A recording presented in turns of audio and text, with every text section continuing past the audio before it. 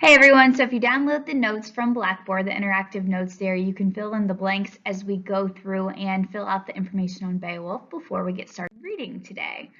So we'll start with storytelling. So an epic is a long narrative poem. This is what Beowulf is. So it's an extremely long poem. It's like 7,000 lines long.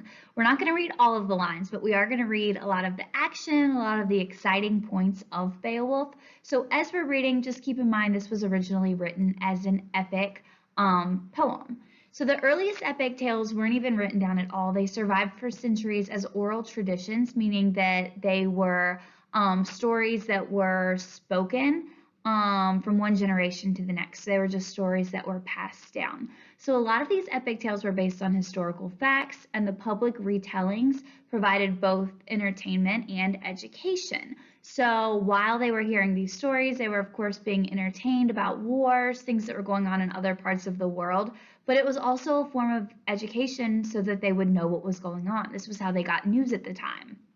Now, these oral poets, so the people that went and presented these tales, they were known as scopes or bards, and they really drew upon existing songs and legends. So they would take this information and then they would also combine it with their own original material that they made up. So, for example, if there was one kingdom with a king named King George and he paid the storyteller a lot of money, then when that storyteller would go to the next kingdom, he would talk about how great King George was and how he won all these battles and did all this stuff, even if it wasn't necessarily true because he was being paid to do that.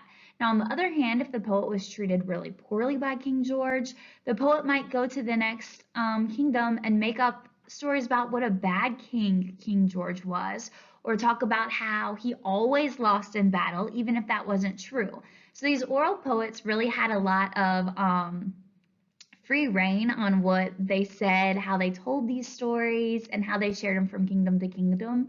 So they had a lot of leverage to get what they wanted from the kings and from the people they were telling these stories to. So the poets had to be master improvisers. They were able to compose the verse in their heads. They would make it up while they were going, singing, chanting, and thinking ahead to the next thing that they were going to be saying. They would also be playing harps. So they really had a lot of talent to be able to do all of this at once. So now the storytellers, the scopes, they often performed in mead halls. So a mead hall would be a huge wooden building that the king built for their warriors. We'll read about one in Beowulf, but basically it was like a huge bar or gathering place for all of the men who enjoyed the performances. They would eat, they would enjoy the homebrewed mead, which was kind of similar to beer. So these mead halls would be like a big party environment where the traveling storytellers would come and tell their stories to the men after battle. Okay, so here are some vocabulary words that you need to keep in mind. So the first thing is an epithet. So this would be a nickname or descriptive term that's added to someone's name and becomes a part of common usage. So for example, the name Alexander the Great, you guys have probably heard that before from history. The Great would be an epithet. So it's something that's added to his name that people just say all the time now. So it would be a nickname that becomes common usage. A paradox is a statement that seems to be absurd or self-contradictory, but when investigated, it could be true. So, like for example, this sign here says primitive road, no warning signs. So there might not be any warning signs, but there is a warning sign telling you about that. So it's things that don't seem true or seem almost kind of ridiculous, but when you look at it closer, it is actually true. So the next thing is an allusion. You guys have probably heard this one before. So it's an indirect reference to a person, place, event, or literary work that the author thinks that the reader will already be familiar with. So an example of this would be calling a romantic guy Romeo. This is alluding to Romeo and Juliet by William Shakespeare, and when people say that, they just assume that you know what they're talking about. So in Beowulf, we'll have a lot of allusions to the Bible and to characters from the Bible, so we'll explain some of those. We'll talk through some of those. The next thing is an archetype. Now, this is a pattern in literature that's found in a variety of works. So this could be a plot, a character type, an image, or a setting. So a villain, we always have villains, we always have heroes. A girl next door could be a character type that's an archetype. So it's just things that we see over and over and over. If you want to learn a little bit more about archetypes, check out this video right here. You should be able to click it on your link and we can just see some example of archetypes there. The next thing is called a caesura. It's spelled kind of weird, but that's how it's pronounced. It's caesura, and it's a pause within a line that helps maintain the rhythm of the line. So normally it's indicated by those 2 backslashes like you see there. Below there's an example of a poem, and so the way that you would read that would be pausing during those lines. So I won't read it all to you, but the first couple of lines, for example, it is for you we speak, not for ourselves. You are abused, and by some put her on. So you see there, those little slashes indicate just pause to keep the rhythm of the poem going, or the rhythm, sometimes it's in a song as well. Okay, almost done with the vocabulary here. The next one, alliteration. You guys probably know this one, the repetition of consonant sounds at the beginning of words, which helps unify the lines. So she picked seashells by the seashore. All of those start with S, so that would be an example of an alliteration. And the last one is a kinning. So this is usually a 2-word. Sometimes it can be more, but it's a phrase that describes an object through metaphor. So it's almost like a nickname. It's not the same as we were just talking about with an epithet, because this would replace the name. So there are some examples over here to the right. So you can see, for example, tree hugger would be an example for, or a kinning for an environmentalist. Hot potato would be something nobody wants. You hear that sometimes. Pencil pusher would be a person with a clerical job, so someone who has to write a lot, do math type work at math type problems at work. Ankle biter could be a child. 4 eyes is an example of one. So all of those would be examples of more modern kinnings, and we'll have some kinnings in Beowulf as well, but we'll discuss. Okay, so when it comes to an epic hero, there are a few things that we have to know that basically just comprises what makes a hero. So the first thing is they come from noble birth or high position with historical or legendary importance. So these people are very important. Either their families are important or they have done something to make them well known. So often the epic hero will perform courageous, sometimes superhuman deeds that reflect the values of the era. They also perform actions that can determine the fate of a nation. So basically, these are people who save the world. So that's a good way to remember an epic hero is they come from an important place, whether it's they've made themselves famous for something or their families were already famous, and oftentimes they save the world or save their town or whatever it is. Okay, there's a video there. You can click and watch that if you want to watch that. We will also be watching this in class for those of you that are coming in person this week. So it's just a little video about what makes a hero. I think it's pretty cool, and a lot of the traits that we see here really are seen in all different kinds of hero stories. Okay, so the next is an epic tale. So most epic tales share the same larger-than-life events that a hero may face. So the setting's extremely large. The hero takes a long, dangerous journey to a foreign land. They might travel across the world. There are supernatural beings or events that complicate the plot. The major characters deliver long, formal speeches. We'll get to this, but they may be a soliloquy, a monologue. So there are some long speeches by the major characters. Themes reflect timeless values, so courage and honor. There could also be universal ideas like life and death or good versus evil. The style of epic tales is often more formal, so the writer's choice of words and a serious tone, which is their attitude towards the subject. So it's more formal. You can tell that whatever they're talking about, they're taking it seriously. So what I want you to do is look at some of the characters over there on the side of your page. Could some of these be considered an epic tale? So Shrek travels across the swamp. We have Hercules traveling to Hades, Harry Potter, Katniss Everdeen. All of these could be considered epic heroes when you look at the criteria over there that defines an epic tale. Okay, so Beowulf clearly is an epic hero. This is what we're building up to, the epic of this story.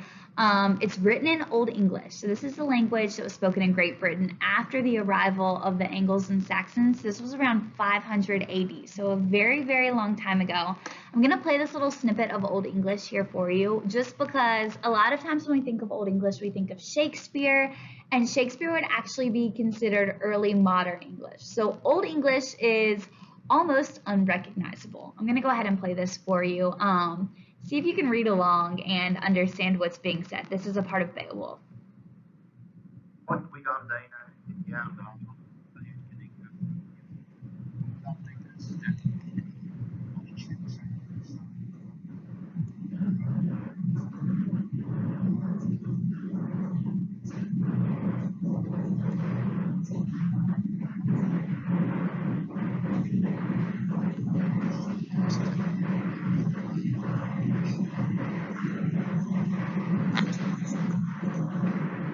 Okay, so sounds completely different than how we speak now. You can listen to it again by clicking it on your PowerPoint notes as well, but it's hard to even keep up with what they're saying. It was a mix of German, several different languages, so just keep in mind as we read Beowulf, obviously it has been translated, so things that used to rhyme don't necessarily rhyme anymore.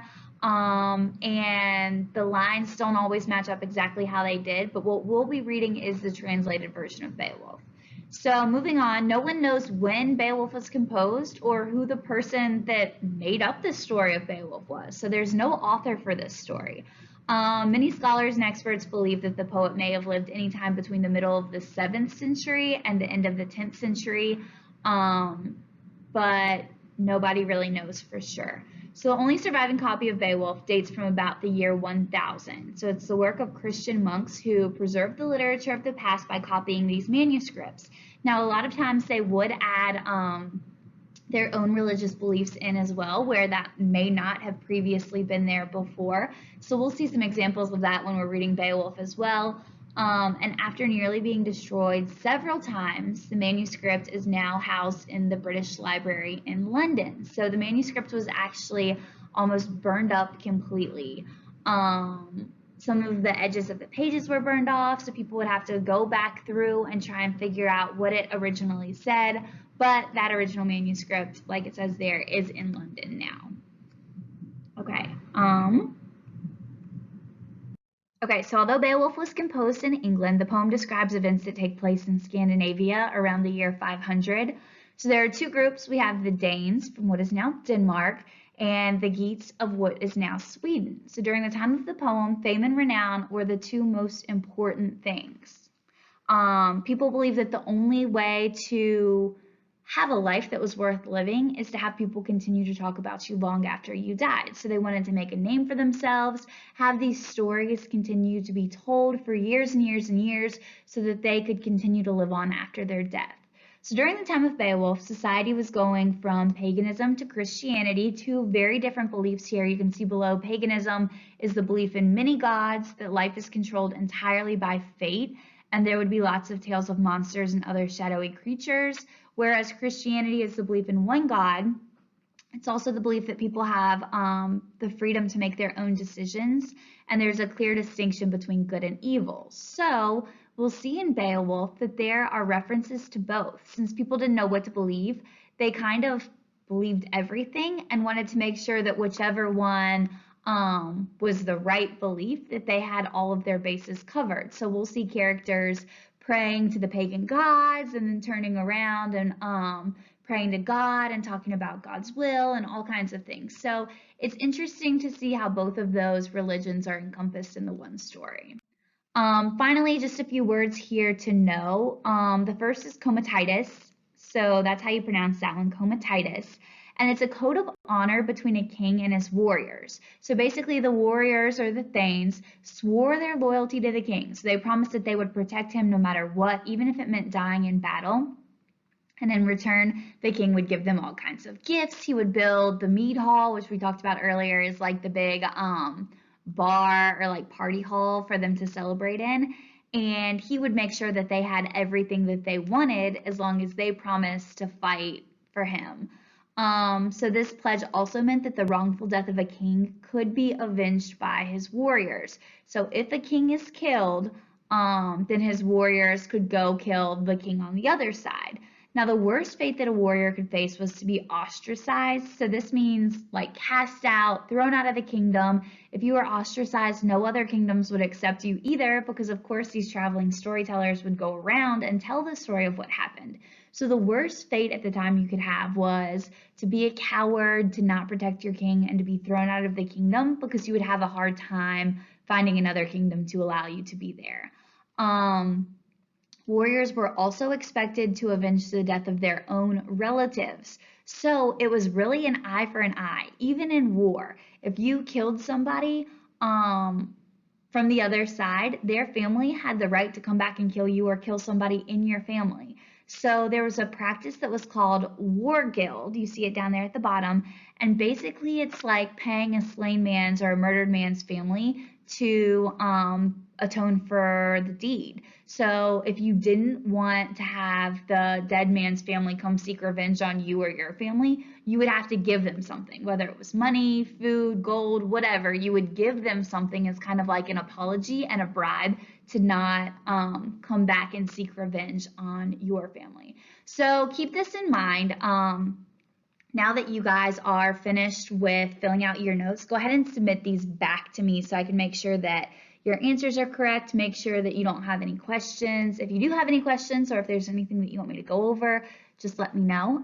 You can include that here on the last page. You can type in some notes if you have any questions or anything that you want me to look at for you.